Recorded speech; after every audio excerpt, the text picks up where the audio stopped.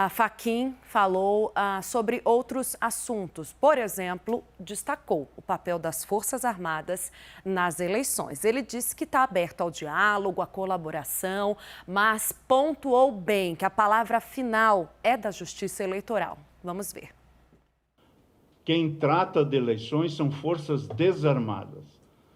E, portanto, as eleições dizem respeito à população civil que, de maneira livre e consciente, escolhe seus representantes. Logo, diálogo, sim, como disse, colaboração, sim, como eu disse. Mas, na Justiça Eleitoral, quem dá a palavra final é a Justiça Eleitoral. E assim será durante a minha presidência, e estou seguro que isso prosseguirá na gestão também do ministro Alexandre de Moraes. A Justiça Eleitoral está aberta a ouvir, mas jamais estará aberta a se dobrar a quem quer que seja tomar as rédeas do processo eleitoral. Eu vou chamar os meus meninos Yuri Pita, Leandro Rezende. Daqui a pouco eu tenho Renata Agostini em tela também, mas começo com vocês. Yuri Pita, boa tarde. Vou começar contigo perguntando exatamente desse ponto destacado pelo presidente do TSE, Edson Fachin. Ele, engraçado ali, que num dado momento disse que não manda recado, mas a gente viu que ele mandou vários e ficou muito evidente, né, que em toda oportunidade discursava direcionando a sua fala ao presidente Bolsonaro e às Forças Armadas. Depois dessa, Yuri Pita, a minha pergunta é se ainda tem clima para continuar revirando esse assunto e até que ponto é positivo para o presidente Bolsonaro, trazendo já um pouquinho do que a gente discutiu de pesquisas ontem aqui. Vamos lá, Tainá. Bom, antes de tudo, boa tarde para você, para o Leandro, para quem nos acompanha no 360. Indo de trás para frente, na verdade, vamos na ordem cronológica, que acho que fica mais fácil da gente entender. De fato, quando você falou essa história do ministro Edson Fachin não dar recados, dizer que não manda recados, eu pensei exatamente a mesma coisa que você falou. Estava muito nítido quais eram as mensagens que ele queria deixar muito claras nesse discurso. E a grande questão, você falou de clima. Na verdade, nunca deveria haver clima para se contestar o resultado das urnas da forma como está sendo feito ou a lisura do processo eleitoral. E aí vale a gente buscar, inclusive, momentos da história mais difíceis do que o atual, mesmo se pensar no período da ditadura militar, em que uma série de garantias constitucionais foram suspensas, mas não o direito ao voto. Pelo menos não o direito ao voto que havia naquela época. Claro que depois, com a Constituição de 88, esse direito foi ampliado aos analfabetos, etc. Mas quem podia votar antes da ditadura militar, antes do golpe de 1964, continuou podendo votar.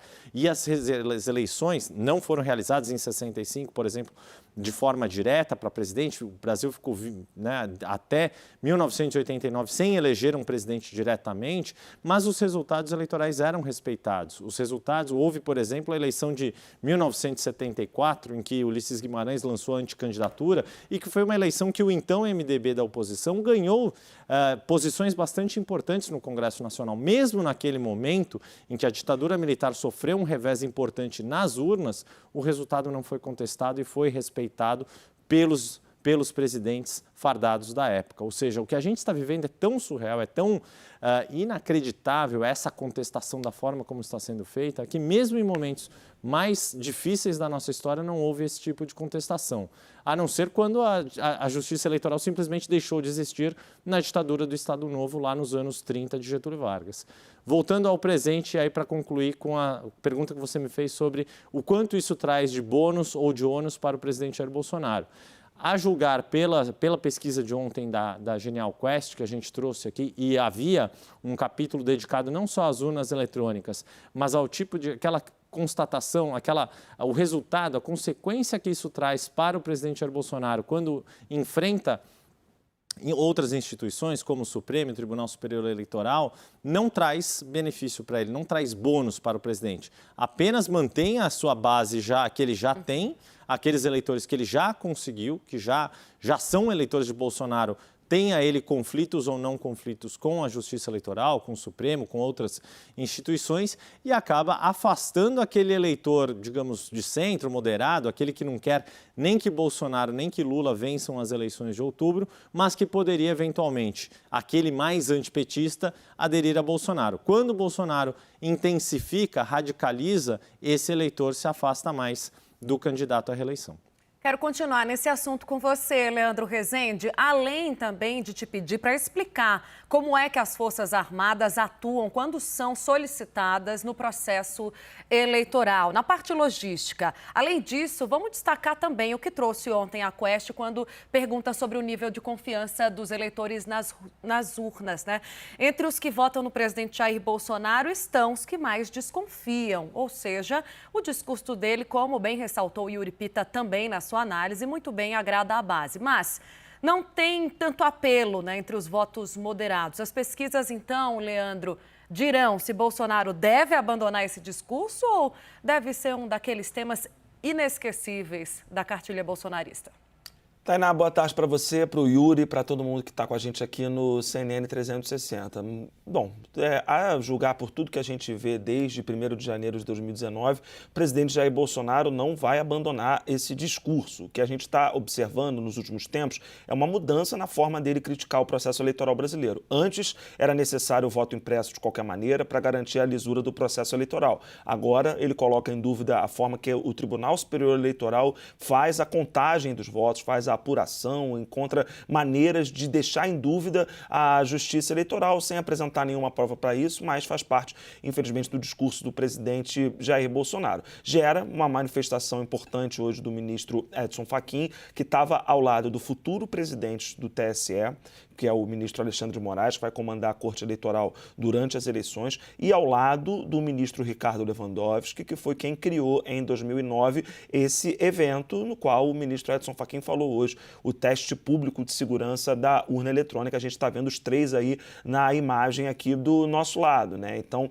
é uma demonstração, um evento que está no calendário eleitoral, acontece todo ano, mas agora ganha um contorno de importância, porque, como o Yuri falou, a gente vive realmente tempos muito complicados, tempos surreais. Agora, do ponto de vista das pesquisas, o que a pesquisa da Quest Genial apontou ontem é que quem diz que vai votar no presidente Jair Bolsonaro, a parte, né, do eleitorado que diz que vai votar no presidente Jair Bolsonaro diz que não confia nas urnas eletrônicas. E quando a gente compara com um eleitor que diz que vai votar no Lula ou que não quer nem Bolsonaro nem Lula, o eleitor que vota no presidente Jair Bolsonaro é aquele que mais desconfia das urnas eletrônicas. Em percentual, a gente está falando de 36% dos eleitores do presidente Jair Bolsonaro dizem não confiar nas urnas eletrônicas, 16% do eleitorado do ex-presidente Lula dizem não confiar nas urnas e 18% dos que dizem não querer nem Bolsonaro nem Lula dizem também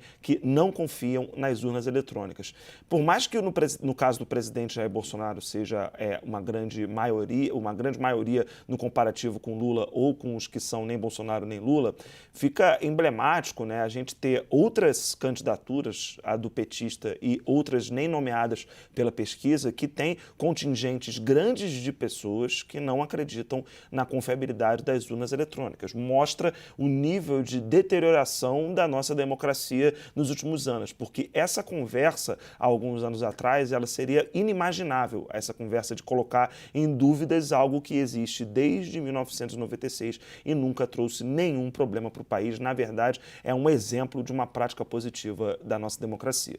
Rapidinho, Leandro, o papel das Forças Armadas, o trabalho dos militares quando solicitados nas eleições.